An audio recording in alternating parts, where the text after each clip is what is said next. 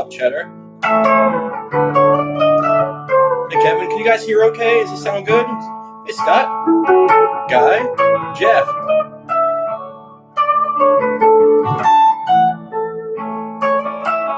Good.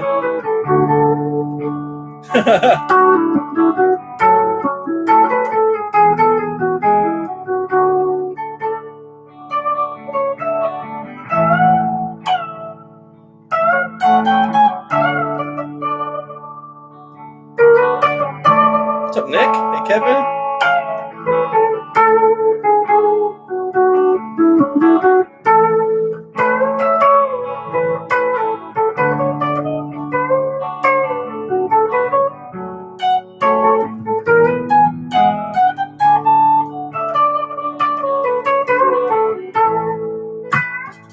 I'm a college student. These live feeds are always right before the pregame. I dig it. Cool, Nick. That's awesome. Hey, guys. Wow. Oh, from Orlando. Come on over to the West Coast, Brian. We will hang out. Howdy, young man. You're being very kind. I am not a young man, but thank you. All right, really quickly. We got a lot of you here. I'm going to go over some Q&A about the minor never lost and the mode derivation. You can tell that I'm doing fine. By the way, for all of you, this is not coffee. This is a decaf herbal tea. You know, I'm getting into the tea things. And so Ian, you're younger than me, sonny boy. Wait, Cheddar, you're older than me? What? You look like 10 years younger than me. Oh my God. What are you doing? Hey, evening, London. Wait, London, Canada here. Nice. We got tea time with Ian. Yes, that was going to be called my podcast, but I changed it to Stitch and Company. I like the name Stitch and Company because it has ties to like Dead and Company. And it was easy for me to think about, so it's all good. Yeah, Cheddar, you're one old man. I'm kidding. I have Cheddar's Skype address, and I keep on trying to surprise him with a quick like, "Hey man, what do you want to talk about?" But he's never around. It breaks my heart. So let's talk really quickly. A fearless leader. Hey, what's up, Bill? How you doing, buddy? Bill, good to see you. Bill, don't mention anything that we talked about. Have a good stream. Good to see you, Nasty. Thank you. How's the cat? Which cat? Okay, so the dead cat or the diabetic cat who's whining. The diabetic cat who's whining is whiny. All right, so really quickly, I mean, I have my guitar right here. But I'm going to go over some questions, some Q&A that came up. What company do you use for your merch? I use T-Chip. I might use something else, but it's just something that I saw. So, whoa! Time out, everyone. C Hinch 45. Hello from Long Island. Where in Long Island are you? I'm a Long Island boy. I don't like to say that too much, but I'm a Long Island boy. When it comes down to first time here, I finally made it. Hey, Slimy. Holbrook. Okay, I grew up in Smithtown. Bing. Okay, Missouri. Is it now, Cole? Do you say Missouri or you say Missouri? So we'll see. Missouri. All right. So from PDX. What's PDX? I'm losing my mind here. Nope. Okay. Hi from the soggy Pacific Northwest. Ooh, I'd like to be there though. Second one, Missouri. Was it Missouri? Connecticut. My wife's from Connecticut. Portland. Yeah, Jeff. Jeff's in Portland. That Jeff is my brand new TA. Jeff, I have two people who are going to be taking lessons with you. If that's enough, let me know. But I got all their emails and stuff, and we'll talk about that. Do you say spaghetti? No, spaghetti. Are you talking to me? All right, Massachusetts. I lived in Massachusetts. If anybody heard my new podcast, which we'll go over in a second, and I have more episodes coming, you'll hear me mention when I was in the band Roots of Creation, we were writing at what we call the Quincy house, which was me and my friends lived in Quincy. I also lived in Holyoke and Springfield and all those places. All right, so now all I'm going to do right now is I'm going to answer some questions from Spain. Jeez Louise, you guys are from everywhere. All I'm going to do is just answer some questions I got on my recent video. So the first one is you had mentioned this is all about minor modes. You had mentioned in previous videos that all a mode is where you start and finish a scale.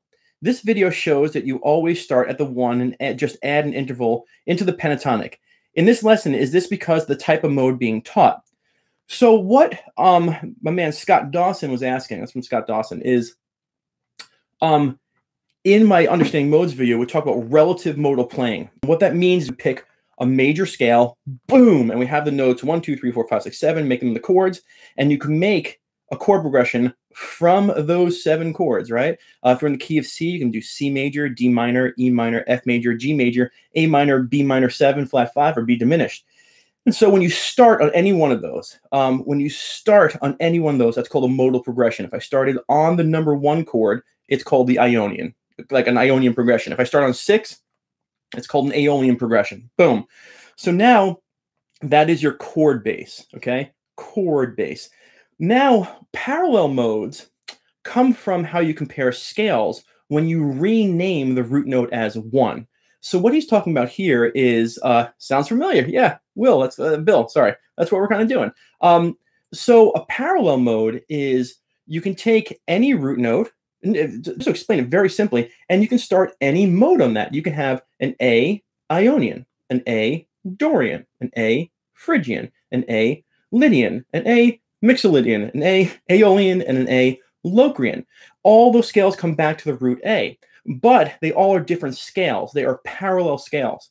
So when you're talking about parallel modes, you're talking about your scale work on top of things. So to make something like very simple, and it gets really, I mean, you can dive into modes and get sick, but like really, guys, just to let you know, like hopefully I don't want you guys to be like too like, oh, modes. Like modes are so simple, and it's very rare when you hear like true like parallel modal playing. It's rare. It's usually more relative modal stuff.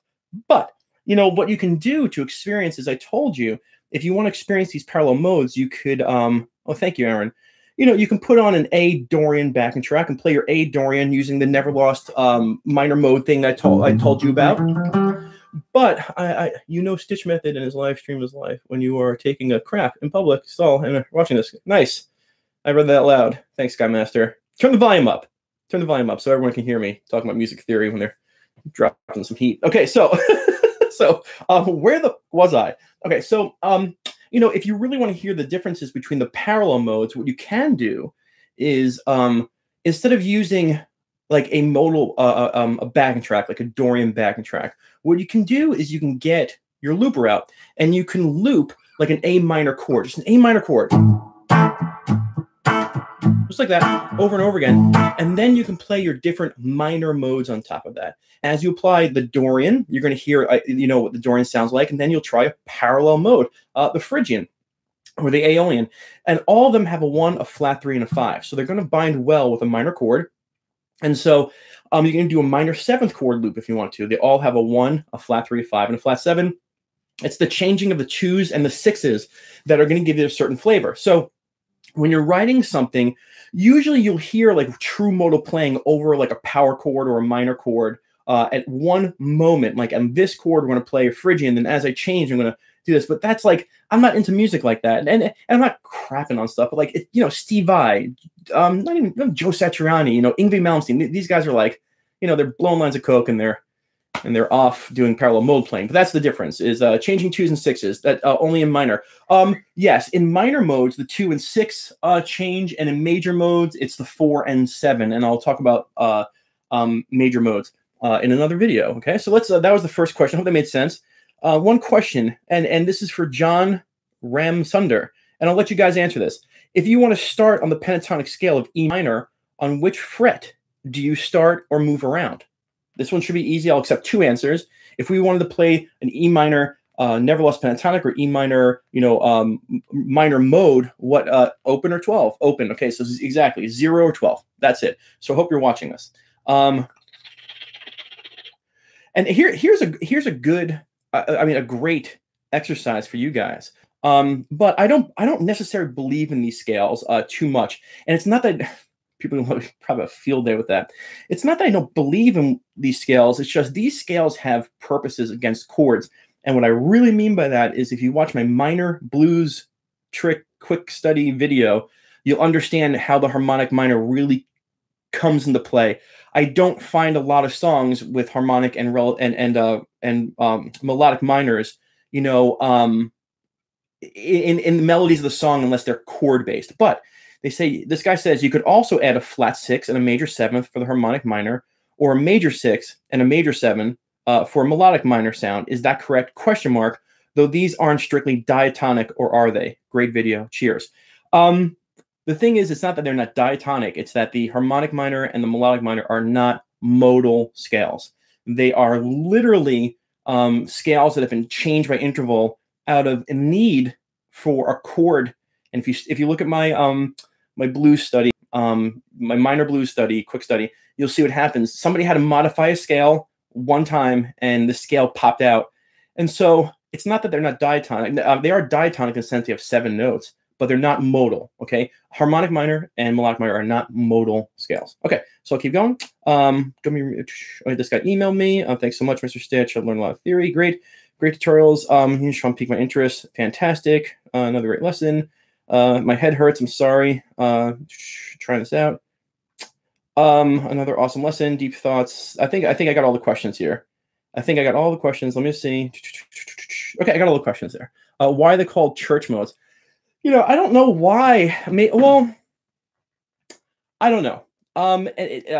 Crystal Dawn.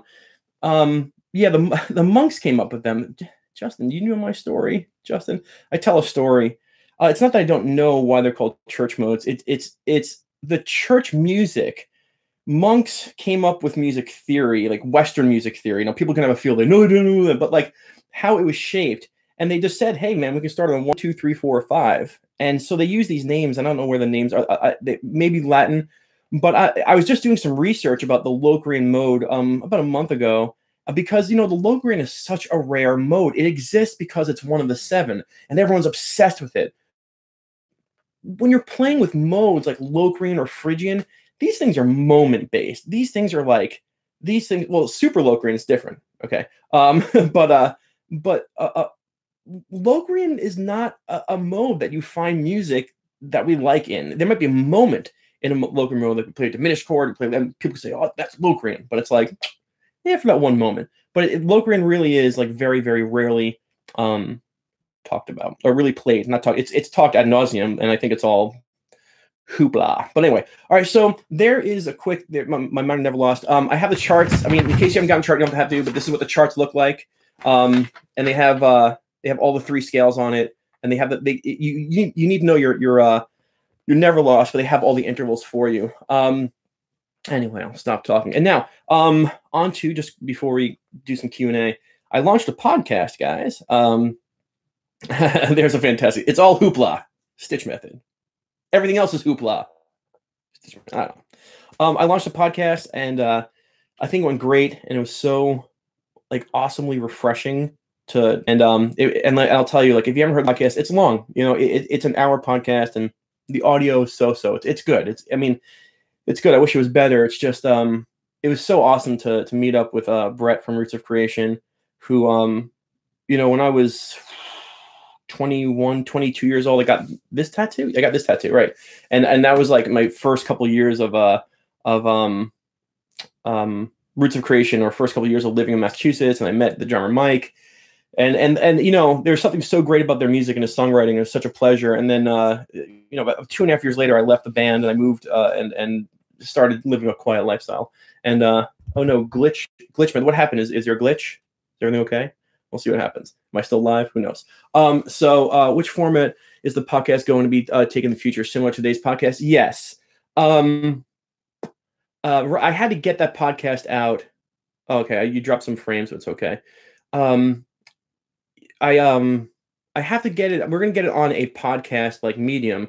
iTunes, iPhone, yes. It's just I had to get it out today because that band, when I'm talking about their album, Grateful Dub, they're on tour right now. They're probably about to get on stage in about 45 minutes. So I wanted you guys to hear it. And if they were coming to a city near you, you know, go in there and show them some love, because they're an entertaining band that I think their songwriting and their jam work is really, really, really good.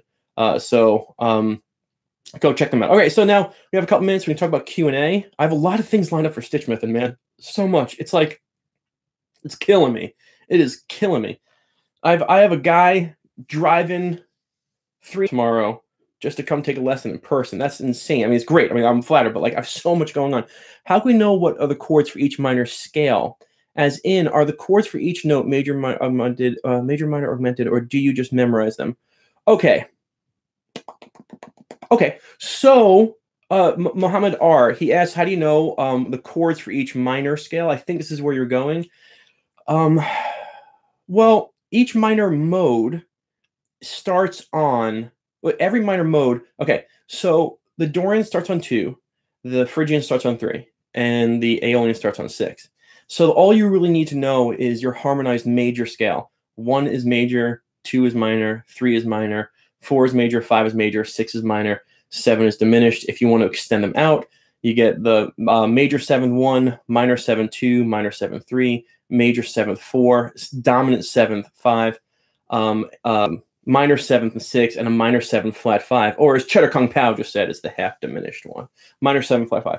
So if you're on Dorian, then what happens is you say, okay, well, I'm just going to start on 2. So Dorian is minor 7th. So then 3 would be minor 7th. 4, now I'm not talking about the notes of the scale, but like the first note is the 2 of the major scale. That's the Dorian 2. So it's like, okay, well, the second note would be number 3 of the major scale. So that's minor, and then the third note would be the 4. So that's major chord.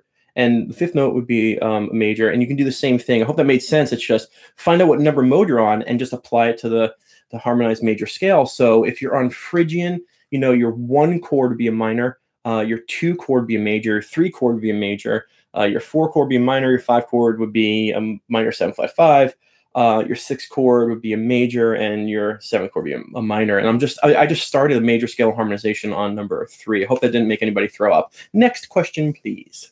As I take another sip of my coffee. Boom. It's not coffee. Why am I saying coffee? It's decaf tea. Okay. Whoa. Where the hell did all these questions just come from? I've been drilling each form of the major scale relentlessly since January. Now it's really easy for me to switch between modes and keys. I can feel the shapes. Is that a bad way? It's the perfect way to do it, Albert. Albert, clap. Give yourself a clap. That's perfect.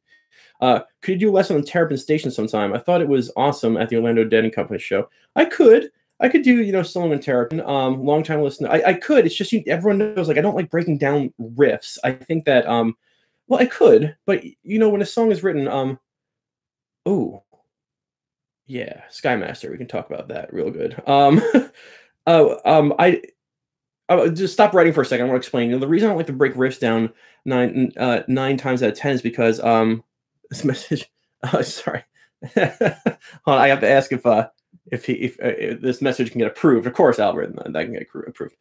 A lot of the riffs that you hear from any band really are coming from their soul and their head, and they're justified in terms of, well, I heard it, or, it's very rare where they follow scales or anything to help shape it. That's like if they're stuck.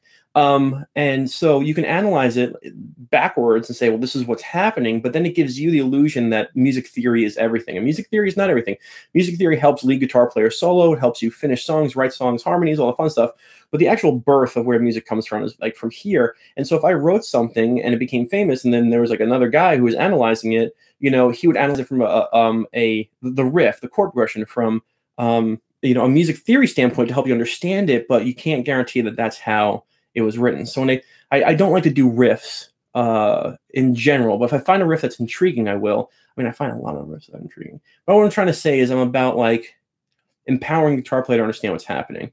Thank you, Jesse. I appreciate that. Somebody who just asked about Mike's song. I love Mike's song. Mike's song is a Dorian groove, and you can have fun with that. Let's see if I can get a little Mike's going. But I mean, I can't do a whole like effing loop on it. But I think I did a whole like.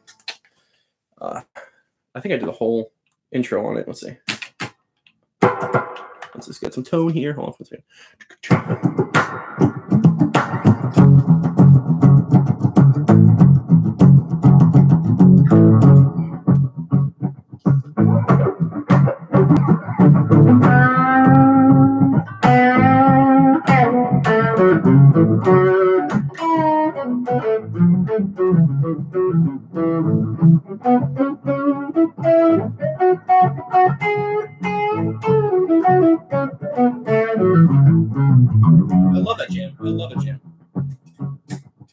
Sorry, I love jam. We come out groove, yes, and did it live. Okay. So in the mind of more videos are more beneficial than just teaching licks. Oh, thank you, Cole. Isn't that the last part of yes. Oh, sorry. You get a new reverb pedal? No, that's my amp setting right there. We come out groove, I can definitely do. I can definitely do a We Come Out Groove solo, because that's that's the best part is when Trey hits that. Oh, sorry. that stuff. I love when he does that. Anyway, I can do all that. I can do all that, but I mean, have to get it down. So, yeah. Anyway, that was fish talk. I have some blues videos coming out for all the blues fans. I know that, like, you know. Wait until you hear about Master. Somebody asked on what is looper? Oh, my looper sounds like poop because the volume's down. Okay, sorry, cowboy. It's okay, Cheddar. He's just asking an honest question. Why does my looper sound like poop? I get it. Okay, can you do that once, please? Do once. What? Do once what? More blues. Yeah, I'll do more blues. Do intervals work in the same way, going down one string, like jumping to the next form? Yes. The Blues Farmer playlist is solid. Thank you. Oh man, I didn't see what Cowboy said. So obviously he's trolling it up. Sorry, Cowboy. The Blue Oyster Club.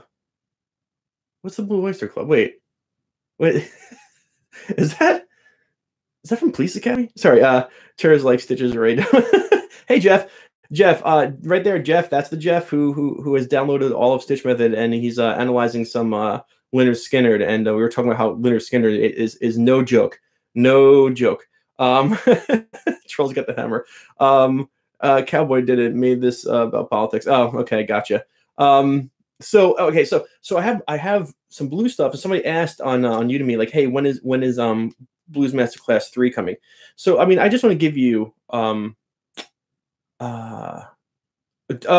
Kevin, I'll answer your question in a second, but I just want to give you a typical week of Stitch so you understand like how hard it is for me to get some master classes.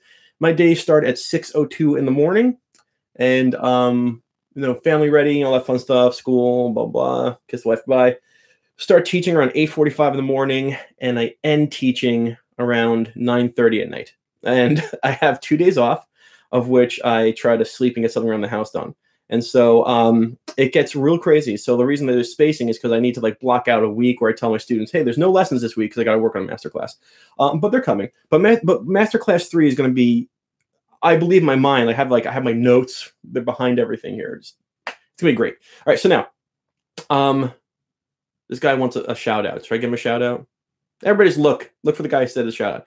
How are the video lessons going? Do you have a ton lined up? Yes. I actually have to film 2 after this. I have a lot.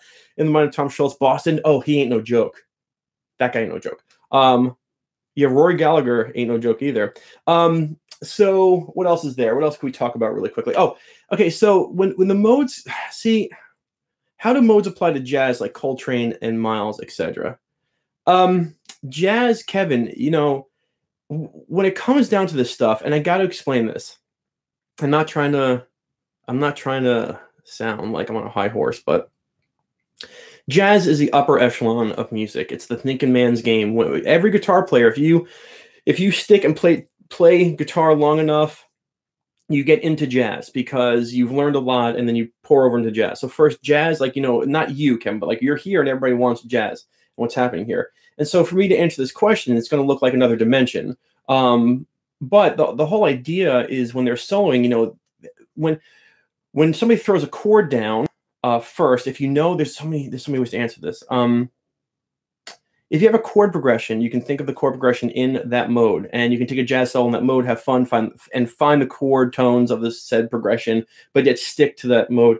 And then you have like insane jazz where you are following the chords and you're changing your scales, on top of those chords. And the more colorful those chords are, the more colorful your scales got to be. And so it gets play the thing in your lap. This awesome guitar. I will in a little bit. So that if that helps, but the thing is, you got to know how to do it really, really, really well, and so that's that. Anyway, what other questions do we have? I only have about 5 minutes here. That's right. This amazing piece of furniture, which I love. Yeah, I'm trying to think if there's anything else going on, but I don't like playing and showing off. Like, I mean, like, to me, when someone plays something, it's like, go F yourself. Like, I'm not going to sit here and play. Distortion, DSP with a voice, like. Sorry, I can't show that. It's so funny. Let's see. Oh, it's actually a blonde, not a gold top. Yeah, this is a blonde top. This is a blonde top. All right, it's there we go. If you want to get that all, there we go. Yeah, this ain't a gold top. Oh, my first Grateful Dead show. I never saw the Grateful Dead. Jerry died in 95, and I was like 14, 15 years old. And my parents were like, you're never going to a concert. So, as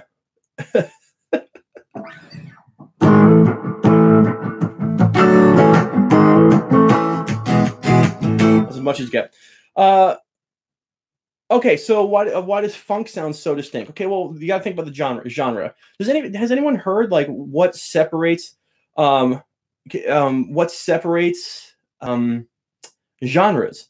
You know, okay, so I've mentioned this before. What dynamic entity in music separates different genres? Try it out. Right there, Timo, rhythm, boom, rhythm. Okay. The rhythm, the beat. God, you guys actually listen. Robert Wilson gets a major pentatonic in the mind of Leonard Skinner. Yes, we can. But Robert Wilson, who I saw your comment, make sure that you watch my major pentatonic Never Lost, because that's already going to help you 10 times over, just to make sure. So now, the rhythm. So what makes funk is the rhythm aspect of all of the instruments. Usually when you think about funk guitar is really tight. Has a lot of triplets and swing eighths in it, and you can find any type of chord. Don't believe where it's like, oh, they play ninths or sevenths. You can play any chord. You know, you can take a major chord, you know, and as long as you understand how funk works. Now, really,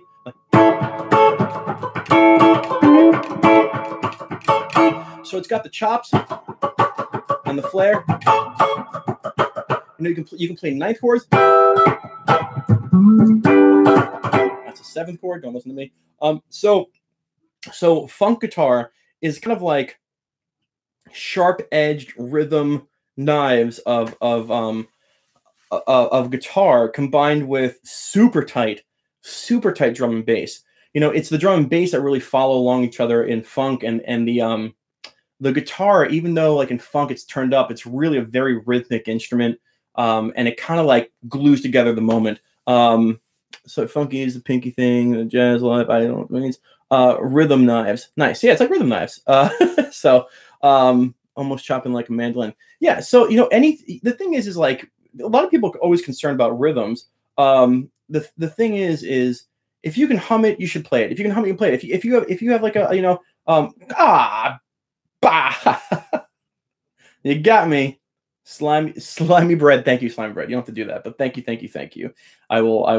I'm taking my kids out to dinner, and you just got the tip. So, but like, you know, if you have what's up, Jason? You know, Jason Ackerman right there. We were talking about rhythm, and the whole idea is if you can hum it, you can play it, right? You can sit and like, if you have a rhythm song like ba ba ba ba ba ba da, and you want to put the guitar on like ba ba da ba ba ba check a bound ba da ba ba ba ba, you know, like you just gotta learn how to just trust in your ability to play a goddamn rhythm, and then that's the truth. We can talk about it, but it's the rhythm. Anyway, so what else is out there? Let's see. Yeah, John Frusciante, exactly. John Frusciante is a rhythm master, Jeff. Like John Frusciante he's got such good rhythm, and he really works on his rhythm ability. You know, me personally, like I think I have good rhythm, but I like, you know, I put my rhythm into my linear soloing, like one note at a time. Where John Frusciante, like he's gonna hold down 3 or 4 notes while he solos, and he has that funk thing going on. If that made sense. Not Niles Rodgers. Where's Niles Rodgers from? I don't know. Is Kaylin is guitar girl B here? Is she still here? Have you heard of Greta Van Fleet? I have. I think they're awesome. Here, guitar. In your Juicy Guitar Confessions, you talk about how you don't know, you know, the ins and outs of every band and stuff, and I'm with you. So like I mean, I know like 4 or 5 bands pretty well, but if you see me on Sean's channel, and I'm like, my favorite band's Tool. He's like, name the bass player. I'm like, I can't name the bass player. I'm like, well, you know, so I don't try to get in deep. I have to get in deep to things I study, but I'm like you. I don't know a lot of stuff. So when somebody says Nile Rodgers, I'm always like, I don't know who this person is. And so that's that. So I feel bad. It seems like Sean's lesson today would have been so much easier if it had just been said never. I know. I know. So funny. Is funk legend and legendary producer. Okay, so there we go. I appreciate it. Got a Hendrix, who's got it from Kurt Mayfield. Can you reflect on Bob Weir's rhythm playing a little? Yeah, I don't know if you saw, again, if you heard the podcast that just came out. No, I'm in the club, Caitlin, so it's fine. Bob Weir, I'm doing it in the mind of Bob Weir. Probably might be my next video, but I want to do another blues video. Bob Weir is not, I know it sounds weird, you can be like, what? He is not a guitar player. Bob Weir is not a guitar player at all. Bob Weir is a piano player who plays guitar. That's it. I mean, like, he happens to play guitar quite well, but his guitar playing is very much like a piano player who had a cup of red wine and is just loose, you know. And so, like, when you listen to Bob Weir play, and now I'm not talking about, I'm not talking about his chord, I'm just talking about his jamming. Yeah, Weir's beard needs to go. I'm with you, Jeff. Get rid of the beard, right? I mean, the beard makes you look old, you know. But you know, if there's a song like, you know, actually, let's see what we got here.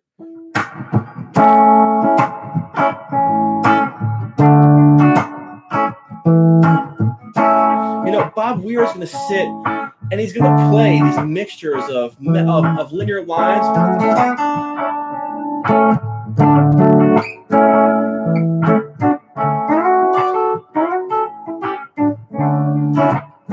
And he blends together his chords and his solos really well. And so I'll get into a video. Good evening, Newark, UK. Love your videos. That's nice. Awesome. So anyway, help on the way vid. Man, all you guys want the help on the way. You jeez. Let's see. I mean, that's diminished, and they're working in fives. You know, it's really cool. It's a diminished run. They go to the 5 and they do that. I know we got some blues vids coming. What exactly are you going to be covering? I'm going to be going over vamping. I've seen some really crappy videos on vamping that have confused. Oh, that's Slipknot. Help on the way. Oh yeah, help. Right. Thank you, Jeff. Yeah. Oh God, help on the way. I used to know that note for note, but yeah, that's a good breakdown because those chords are wicked. I might do that. I'm going to talk about vamping. I'm going to reintroduce the BB box in a little way. Oh yeah, yes, Bob Weir is a triad expert without a doubt. Without a doubt. I mean, he knows what's happening. He knows the cage chord system before the cage chord system was even invented. Would you please consider doing an In the Mind of John Mayer for Neon? I'll listen to Neon. I will listen to Neon. But like I said, yeah, I'll find a John Mayer song. I'll find a John Mayer. Okay, John Mayer is really good, but I want you to understand from my perspective. Okay, so like, get ready, put your seatbelts on.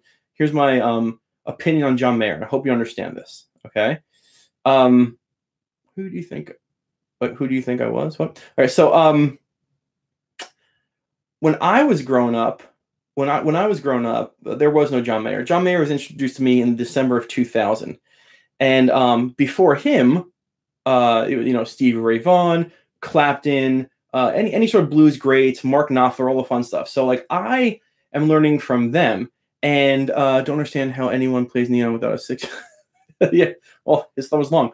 So when I hear John Mayer play, first of all, John Mayer is awesome, but I hear everything he's doing against the people that he learned it from. Like, I want to hear from everyone's opinion, heart to heart. Like, what does you're watching right now? Like, what, in your opinion, does John Mayer do that's so new?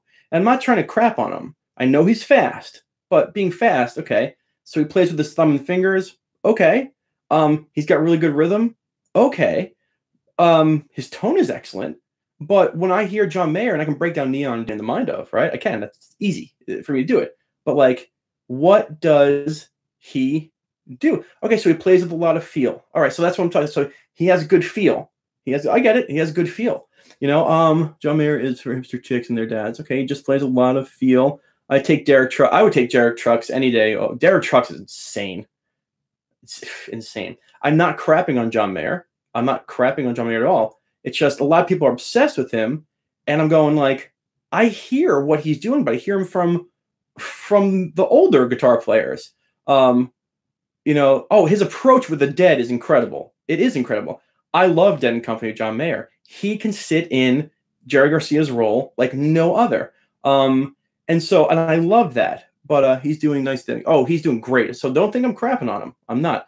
No, I agree with you, man. I think he's just a lot more accessible for new guitarists. Yes, he is. He's younger and he's an influence to a lot of people. You're in love with Susan Tedeschi. That's so funny. John Mayer's really good, but he's, I'm like, okay, like I said, I don't want to repeat myself. He's awesome. He can do stuff. It's just a lot of people love him, and I'm going like, why do we love him so much? What am I missing? Because like he's not doing anything that's not on my Blues Primer playlist. Honestly, but he's just playing it fast, and he's played it so much that he's developed his own feel, which gets me to the point.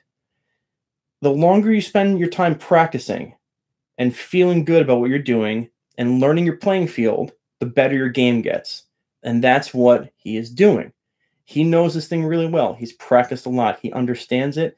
He's free as a bird. He's not free as a bird where he can just, talk to the guitar gods. No, he knows every trick in the book, and he can mix and match and have a field day, and he makes a good amount of money doing it, and he does feel good. But I don't, in my heart of hearts, think that John Mayer is bringing anything new to the table. So when people say doing In the Mind of John Mayer, it's like, okay, I'd rather do Stevie Ray. I'd rather do Knopfler, So anyway, so Mayer's playing without the soul when copying others. Yeah, some people feel that way about Bonamassa. Don't kill me. I think that Bonamassa, I like the blues, but Bonamassa, he's good. He's good, but one song is enough for me, man. One song is enough. How about Rory Gallagher? Now, Rory Gallagher's got some fucking feel, man. He does. Rory Gallagher and Roy Buchanan are sick, and I can go through them because I think that they have some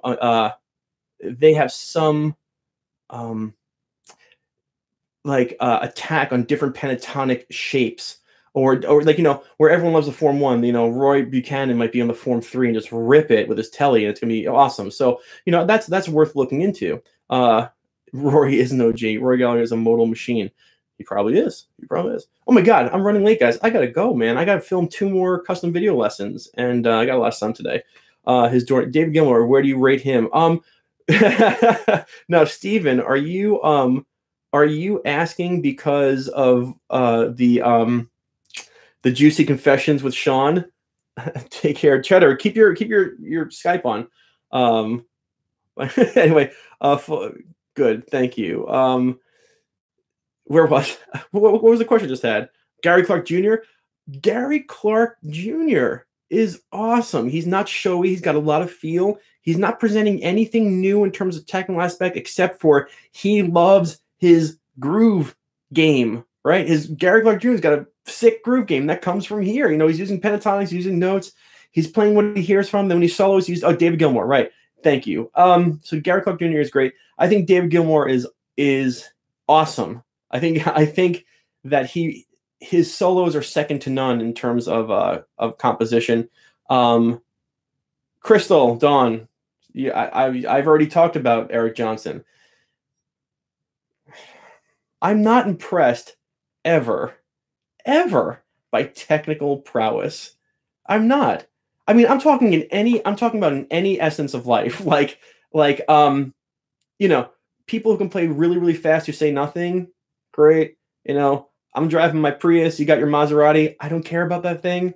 So it's like technical prowess in any aspect of the world, without saying something, without meaning anything, means nothing to me. So Eric Johnson, that's because you got the soul. I don't have the soul, but thank you. No, maybe I do. Who knows?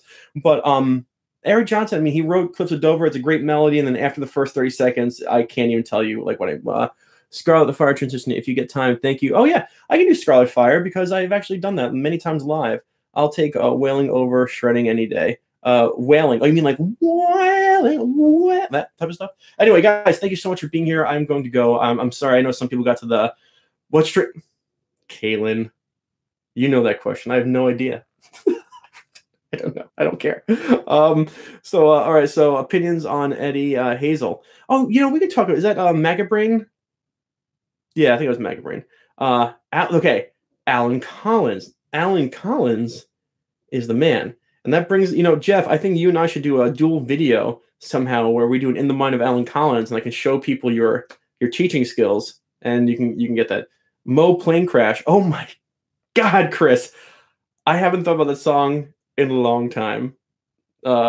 Technical prowess. That's funny. All right. Yeah. All right, guys, I'm going to go. Enjoy everything. Check out the podcast if you can. Blah, blah, blah, blah, blah, blah, blah. Thank you so much for being here. You guys make my Thursday nights easy. And now I got to go work. I got to work. How long have I? Oh, Cheddar Come Back. Okay, thanks, Stitch. Bye. What do you think about No More Lindsey Buckingham? Lindsey Buckingham was great. Podcast going to be every Thursday. No, podcast probably be like once a month. Get the heck out of here. Thanks. Bye. Bye. You guys are great. Bye.